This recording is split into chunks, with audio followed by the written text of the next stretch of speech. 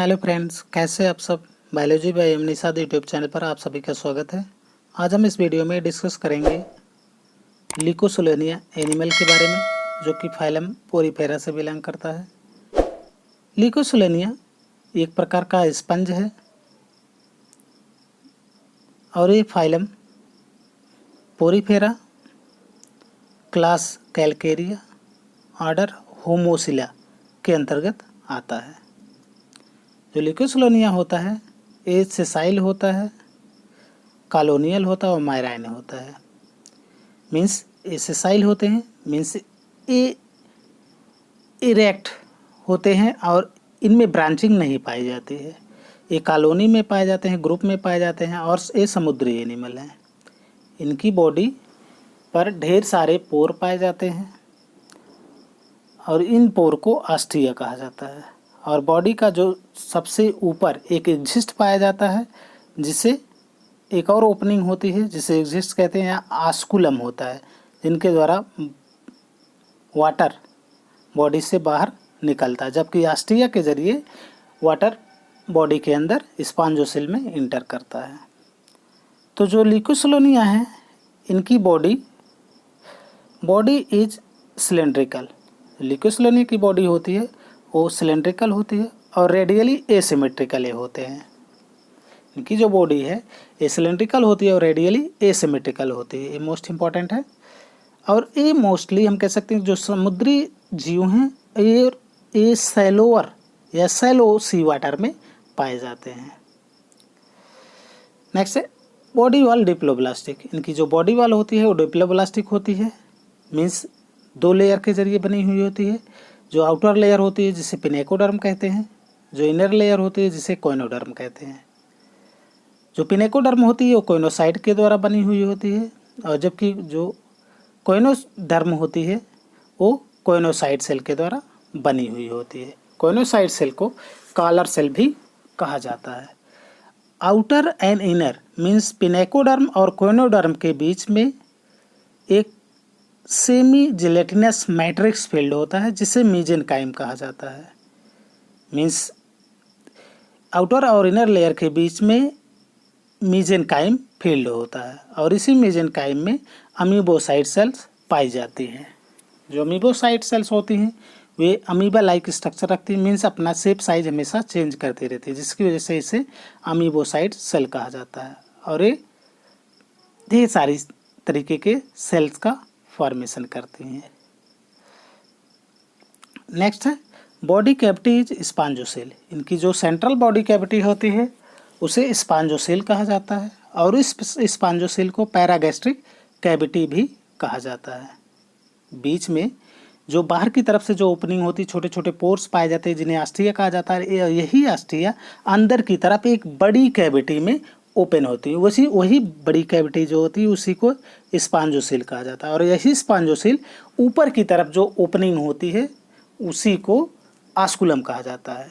आस्कुलम के जरिए पानी ऑस्टिया के द्वारा स्पॉन्जोसेल और स्पॉन्जोसेल्स के आस्कुलम के द्वारा बॉडी से बाहर निकल जाता है।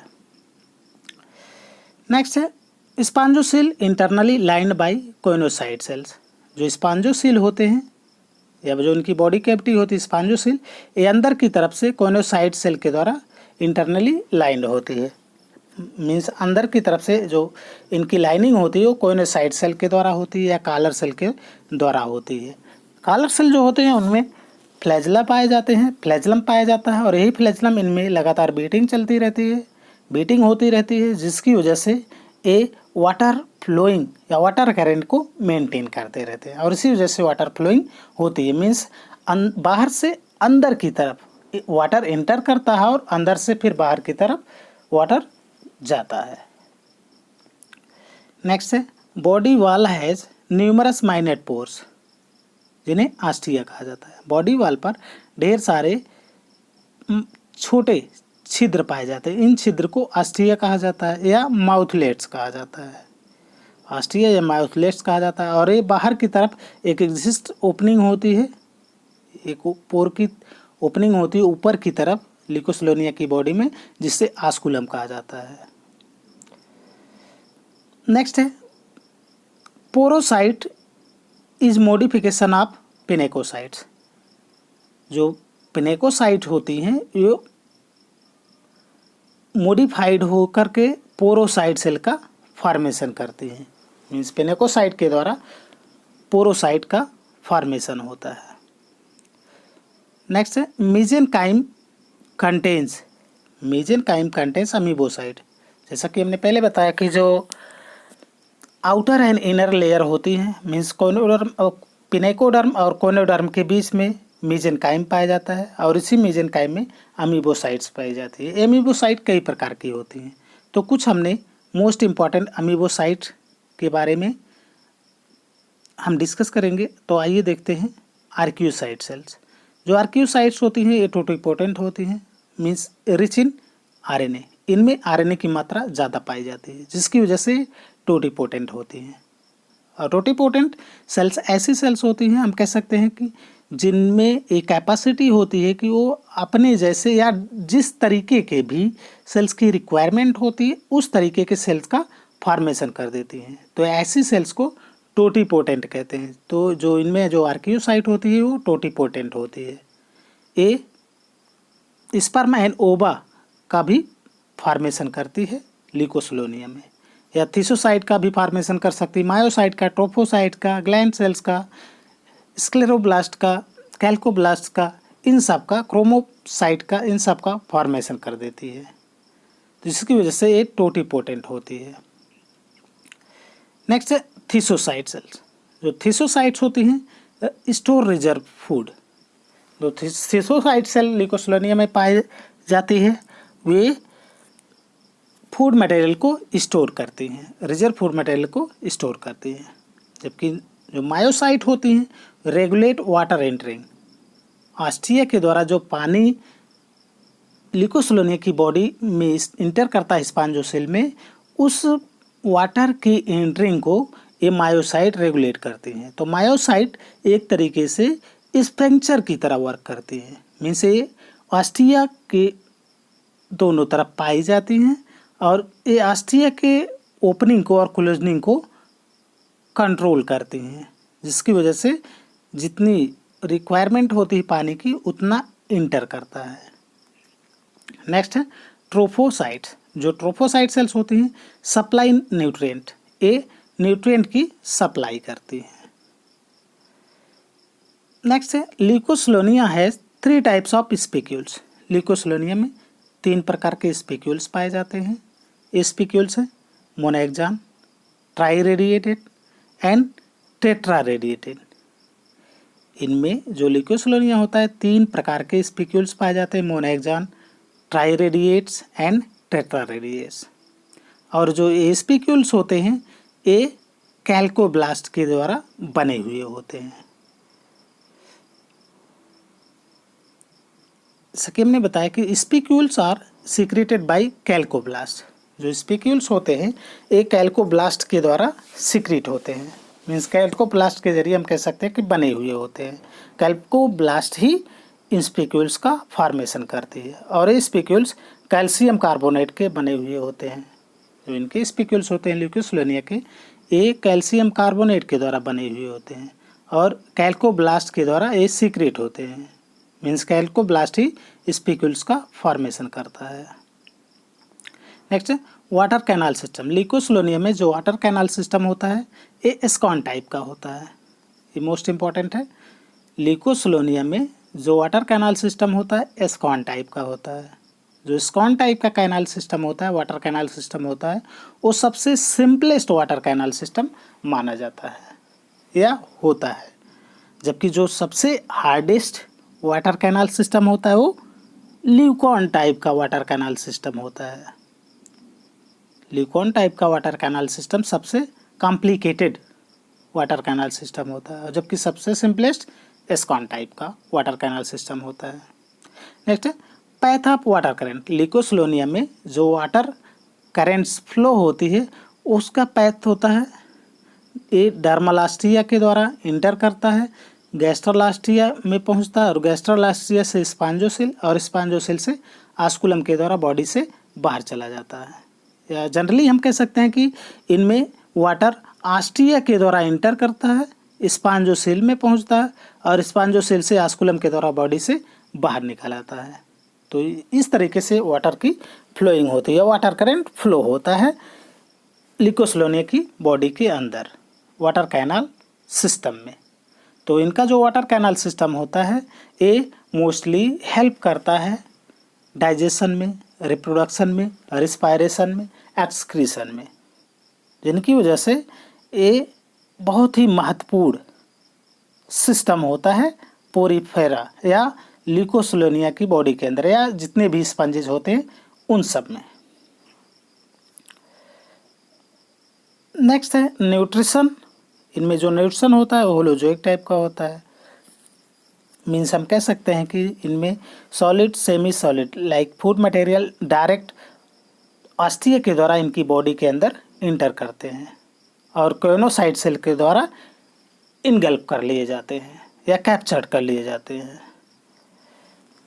डाइजेशन इंट्रासेलुलर, जो इनमें डाइजेशन होता है वो सेल के अंदर होता है। तो इस तरीके का जो डाइजेशन होता है वो इंट्रासेलुलर होता है और ये डाइजेशन होता है कोइनोसाइट सेल में या जिसे हम कॉलर सेल कहते हैं। इसी कॉलर सेल में इनके फूड का डाइजेशन होता है जिसकी वजह से डाइजेशन इंट्रासेलुलर कहलाता है। और इनमें सबसे पहले जो फूड होता है वो एसिडिक होता है और उसके बाद एल्केलाइन में कन्वर्ट होता है। मीन्स जो फूड का मीडियम होता है कोइनोसाइट सेल में वो सबसे पहले एसिडिक और उसके बाद एल्केलाइन मीडियम में कन्वर्ट होता है। कुछ फूड मटेरियल का डाइजेशन फूड वैक्यूल में भी होता है, तो वहाँ पर भी फूड सबसे पहले एसिडिक और उसके बाद एल्केलाइन या बेसिक मीडियम में कन्वर्ट होता है। नेक्स्ट है एक्सक्रीटरी प्रोडक्ट। जो इनमें एक्सक्रीटरी प्रोडक्ट होता है वो अमोनिया होता है। इसकी वजह से ये अमोनोटेलिक होते हैं, जबकि जो इनमें रिस्पायरेशन होता है वो जनरल बॉडी सरफेस के द्वारा होता है। मीन्स वाटर में जो इनके सराउंडिंग वाटर में डिजॉल्व ऑक्सीजन होती है डायरेक्ट जनरल बॉडी सरफेस के जरिए इनकी बॉडी में इंटर कर जाती है और जो कार्बन डाइऑक्साइड होता है इनकी बॉडी के अंदर फॉर्म होता है वो डायरेक्ट जनरल बॉडी सरफेस के द्वारा सराउंडिंग वाटर में डिफ्यूज हो जाता है। तो इस तरीके से इनमें रिस्पायरेशन होता है। ल्यूकोसिलोनिया इज मोनोइसियस। जो ल्यूकोसिलोनिया होता है ये मोनोइसियस होता है, मीन्स हर्माफ्रोडाइट होता है। हम कह सकते हैं मोनोइसियस एनिमल ऐसे एनिमल होते हैं जिनमें मेल और फीमेल दोनों रिप्रोडक्टिव ऑर्गन एक ही बॉडी में पाए जाते हैं। ऐसे एनिमल को मोनोइसियस कहा जाता है। तो ल्यूकोसिलोनिया जो होता है ये मोनोइसियस होता है क्योंकि इनमें जो आर्कियोसाइट सेल होती हैं वो स्पर्म एंड ओवा को ही फॉर्म करती हैं एक ही बॉडी के अंदर, जिसकी वजह से ये मोनोइसियस होता है। जबकि डायोसियस एनिमल ऐसे एनिमल होते हैं जिनमें मेल और फीमेल दोनों रिप्रोडक्टिव ऑर्गन सेपरेट बॉडी में होते हैं। ऐसे एनिमल को डायोसियस कहा जाता है। तो ल्यूकोसिलोनिया जो होता है मोनोसियस होता है। जो स्पर्म और ओवा होते हैं ये आर्कियोसाइट सेल के द्वारा बनाए जाते हैं और जिसकी वजह से सेक्सुअल रिप्रोडक्शन होता है। तो ये Leucosolenia reproduce by asexually and sexually. Leucosolenia जो होता है ये दो तरीके से रिप्रोडक्शन करता है, एक तो एसेक्सुअल मेथड से और दूसरा सेक्सुअल मेथड से। एसेक्सुअल मेथड से बडिंग के द्वारा और ब्रांचिंग के द्वारा रिप्रोड्यूस होता है और जबकि सेक्सुअल मेथड के द्वारा ये स्पर्म एंड ओवा के द्वारा रिप्रोड्यूस होता है। मीन्स इनमें जो सेक्सुअल रिप्रोडक्शन होता है वो स्पर्म और ओवा के द्वारा होता है और जो एसेक्सुअल रिप्रोडक्शन होता है वो बडिंग के द्वारा। मीन्स इनमें जो बेसल पार्ट होता है जहाँ से चपके हुए होते हैं या अटैच होते हैं उस बेस से बड की आउटग्रोथ होती है और ये वर्टिकल फॉर्म में सिलेंड्रिकल स्ट्रक्चर ले लेता है और नए इंडिविजुअल्स का फॉर्मेशन कर देता है। जबकि जो ब्रांचिंग होती है इनमें जो स्टोलन होता है, जो हॉरिजॉन्टल पार्ट होता है ल्यूकोसिलोनिया का, वहीं से ये ब्रांच निकलनी चालू हो जाती हैं और ये एक सिलेंड्रिकल बेस लाइक स्ट्रक्चर का फॉर्मेशन कर देती हैं जो कि न्यू एडल्ट का होता है।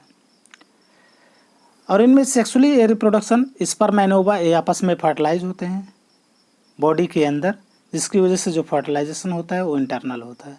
तो फर्टिलाइजेशन इज इंटरनल। इनमें स्पर्म एंड ओवा जो होते हैं वो फर्टिलाइज होते हैं इनकी बॉडी के अंदर ही, जिसकी वजह से ऐसे मीन्स मीजेनकाइम में ही, जिसकी वजह से ऐसे फर्टिलाइजेशन को इंटरनल फर्टिलाइजेशन कहा जाता है।